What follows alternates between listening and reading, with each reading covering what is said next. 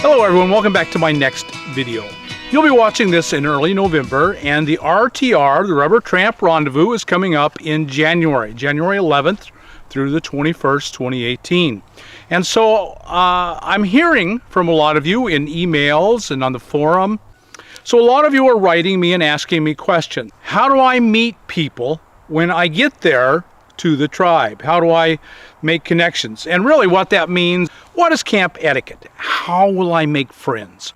And get really detailed instructions to you about camp etiquette and how to meet people. And I know that, this is going to just sound like the silliest, stupidest thing you've ever heard. And you know, when I was thinking about all this, I really did go back to kindergarten and first grade, because that's our first experience with being pushed out of the nest and doing something terrifying and being left from the family and pushed into a group of strangers. That's what's happening here. You're leaving your family, whatever they are, even your workers, co-workers at work, to go meet a complete group of strangers. And that's what's going on. And there's a book called Everything I Really Need to Know I Learned in Kindergarten. Boy, it's a good book. I bought it on my Kindle, and so it's on my phone, and man, it's a good book. And I really kind of recommend it to you, because everything you really need to know you learned in kindergarten. So I'm gonna base everything I'm gonna say to you now on this being kindergarten, and everything you really needed to know you learned in kindergarten. So we're just gonna assume mom's pushed you out of the bus. You're on the bus. You're going to the. There's some real good analogy there, isn't it? You're on the bus. You're going to the RTR. You get there. You're standing in front of the school. There's all these weird kids. What do you do now? Based on everything we learned at kindergarten, here are the rules of camp etiquette. How to behave when you get to the new camp. First, you have to respect each other's space. When you were in kindergarten, you laid down on your blankie. You could just stay on your blankie. You couldn't go over in the next guy's blankie. You couldn't. If he was playing with something, you couldn't just walk over and take it from him. You couldn't invade his space. So the very first thing is, when you get to the RTR or to Ehrenberg or Quartzsite, is to respect everyone's space. Don't crowd. Give a lot of space. There's a lake back there. These trees are too close. If you're as close as these trees, although this is a wide angle, so it's deceptive. If you're as close as these trees, you're too close. You need to be about double that distance away from me, and I think from most people. So you want a number, and I'm not good with distance numbers at all. Well, let's say 100 feet. 100 feet. 30 long paces would be 100 feet. 30 yards, 90 feet. 30 really long paces. That may not even be enough. I want a lot of space around me. And if you're in doubt, walk up and knock on their door and ask, hey, I'm going to camp over here. Is that too close? You know, if you approach someone with honesty and sincerity, and you really care about them and you don't want to offend them, nearly everyone will be grateful and will embrace you and accept you, and there won't be any room for embarrassment or rejection. So feel free to ask. If you're going to have a generator, you want to be much further away. You don't want anyone to impose your sound of your generator on them, but you want to create a lot of space. And then that's the second thing you learn in kindergarten, is don't hit and don't bite, because kindergartners bite. So when you think about that, don't hit and don't bite, I'm sure none of you are going to be doing hitting or biting. However, that biting makes me think of things with offenses with your mouth, and that makes me think of noise, stupid things you say, which is I'm the king of, but making too much noise and being a problem in a noise way. And so the big thing is, don't make a lot of noise. Don't be so close that anyone else can hear you. 3 ways: a generator. Run your generator if you need to, but be far enough away not to bother anyone. If you have a Honda or a Yamaha inverter generator, they're so quiet you don't even have to be very far away. Double the distance of these trees and you'd be fine. The second would be your music. If you like to listen to the radio every morning and every evening, fine. That's nothing wrong with that. But your neighbors shouldn't have to hear it too. So if you're going to have music, make sure you give yourself plenty of space away from your neighbor. If you have a dog that likes to bark, a yippy little dog, or a yippy big dog, even worse, with a big booming voice, be far away. So don't bite, don't hit. And that's the way as adults we can bite and hit, is to be too noisy and too close.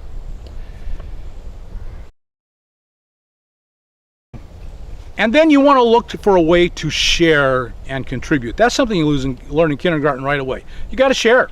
There's only a certain number of bottles of glue. You all have to use it. There's only a certain number of every item, and so you all have to just pass it around and share it with one. You have to learn how to share. So share what you have with others. So when you go and meet someone and you see someone working on something, this is something you'll see a lot. You see someone working on a project. Here's a great way to break the ice. Just go up to them and say, hey, I see you're working on that. Can you use a spare set of hands? Oh, and by the way, I'm Bob. Nice to meet you. So you're sharing yourself. If you will do that, that's the very best way. You'll see projects going on all the time. Or if people are out and about, and just go up and ask them if you can help them with something. Hey, I used to be a plumber. Hey, I used to be a mechanic. Whatever. Share. That's something we all learned. We should have learned in kindergarten, but unfortunately too many of us didn't. All these things we should have learned in kindergarten. Unfortunately, many of us lost them. And so learn to share. Share your experience, your knowledge, your strength, your abilities, your talents. And that will, you're going to be welcomed in if you're a person who shares his experiences and talents. You're a mechanic and you can fix things, you're going to have a lot of friends. Or if you're just willing to jump in there and help. I'll hold that. Let me help you lift that. You're going to be welcomed. You're going to find yourself among friends. So learn to share. Be polite. All of these things can simply come down to be polite. Be friendly, be polite. Clean up your own mess. Don't make a mess. Don't have your stuff blowing out. The wind's always blowing in the desert. Don't have your stuff blowing out of your camp into somebody else's camp. Keep a neat camp and don't impose on any other people. Now I want to just really nail down this camp etiquette thing, because it's really the question most of you have. Don't camp too close. Don't have a mess. Be polite. Be friendly. Go out and meet people. So here's a question that we all seem to face. How do I approach a stranger's camp? I'm here. I don't know anyone. I want to meet someone. How do I do it? Is there a right way and a wrong way? Well, there's probably a wrong way, and we'll kind of talk about that. But here's how you should do it. First and foremost, be aware that if you live in a van or a tent, you do everything in that van. So I live in a van, and everything I do is done inside that van. I poop in the van. And so it's just somehow invariable. I know that if I go and take a poop, someone's coming to the front door. I don't know how that happens. So you bathe in the van. If I'm doing a pits and crotch cleanup, or washing my face, or just changing my clothes. My clothes got dirty, I'm just changing my clothes. I do everything in my van, and some of those things are embarrassing. So when you approach a camp, assume bad luck, and you're approaching it one of the worst times. Does that mean you should never go? No, it just means you should approach the camp politely and in a thoughtful fashion. And if there's a problem, they'll be embarrassed too. And if I'm in there pooping and you call from outside and I say, oh, just a minute, give me about 5 minutes and I'll come out and meet you. It's no big deal. I'm not offended by that at all. I'm glad you're coming to meet me. On the other hand, if you just show up in my window and looking in on me, then I am offended, because that's not right. So you don't want to startle or come on unawares anyone in a camp. So when you approach a camp, think, I don't want to startle them. I don't want to run into them pooping. How can I avoid that? And if you take reasonable steps to make sure you don't just walk up on me while I'm pooping in my van or changing my clothes or whatever I might be doing in there, you never know what someone might be doing in their van. You don't want to come up on them and startle them and catch them. You'll be embarrassed, they'll be embarrassed. And that is not a good way to get started on a new friendship. Both of you being mutually embarrassed, and then every time I see you, either we overcome it with a good laugh, or I'm kind of embarrassed all over again. So best if you could just avoid that. How do you do it? Approach pretty slowly. Don't just rush right up. Approach kind of slowly, and think about where I can see you coming. I'm inside, whoever's inside. Are there windows? Approach towards the window. If the door is open, approach at a side angle to the door. And so just approach slowly and stop a little ways out of the way, 30 feet away, because you're camped 100 feet away. So stop 20, 30, 40 feet away and just yell, hey, anybody home? You're just friendly. You're just asking a simple question. Hey, anybody home? Now you're not looking in. You're not standing outside my window looking in. You're not standing right in front of my door looking in. I'm not offended or embarrassed. You've given me plenty of time. I appreciate your being thoughtful as what is going on. And so if this is a good time, I yell, hey, yeah, I'll be right there. Or I stand up and move over to the door and look out. You've gotten off onto a really good foot. You've approached properly and correctly and respectfully. You've let them know you're coming. And then you just wait out there at a little distance, 20, 30 feet. And then they come out and say, hi, hey, how you doing? And then you meet and you talk. Now, let me tell you the single most important thing anyone will ever tell you, and so many of us never heard or got in kindergarten, about how you can have friends. How do I get friends? I'm starting over a whole new life, in a whole new vehicle, in a whole new way of life, in a whole new place with a whole new group of people. It's a fresh start. How do I make the most friends possible? And I'm going to tell you the single most important thing you can do. Listen. Now, did you catch that? When you're approaching someone, approach them with an attitude of interest in them. This is a new and interesting guy. I want to know all about him. And yeah, I want to talk about me too, but I want to know all about him. So, you're going to start a whole new life.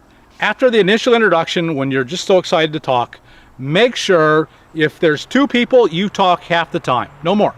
If there's 3 people, you talk no more than a third of the time. And the other 2/3, you listen and you are interested and you ask questions and you interject. Oh, really? You make them know they are important. You want to have friends? Let them know they're important to you. If there are 4 people, you talk a quarter of the time.